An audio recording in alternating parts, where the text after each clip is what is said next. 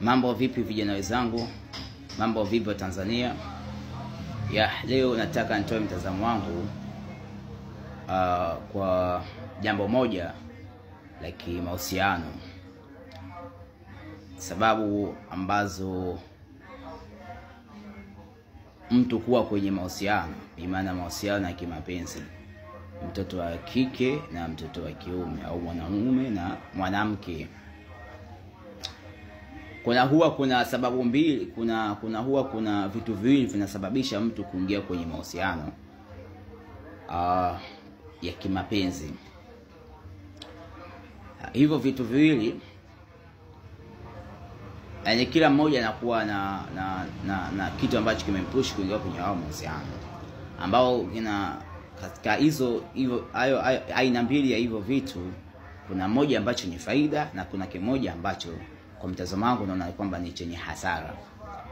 Kuna kuingia kwenye mahusiano kwa hisia, kwenye mahusiano ya kimapenzi kwa hisia, na pia vivile labda kuna ile kuoa moja kwa moja kwa hisia.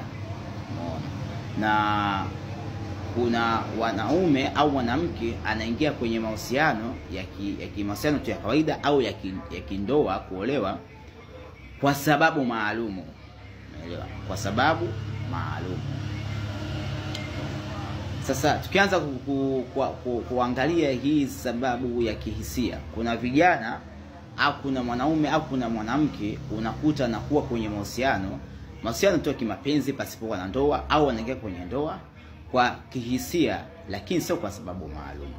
Na haya mahusiano ya kihisia sana sana huaga ndio yale mahusiano kuanzia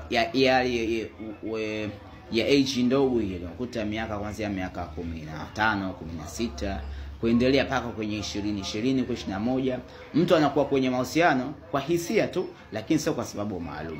Sasa haya mahusiano ya kihisia huaga hayana matokeo mazuri tukija kwenye maisha ya utafutaji au maisha ya kimafanikio ya maisha yetu ya kiuchumi wa kifedha, maybe labda isi nyingine, labda kikazi, labda jambo lolote ile, yani mahusiano ambayo yanaweza yakaumbisha yakakufanya kwamba maisha yako yakayumba na yasiyo yenye msimamo mzuri wa mwenendo wa utafutaji wako kikazi, kivyo vyote, yani kimaendeleo, ninacho kimaanisha hapa.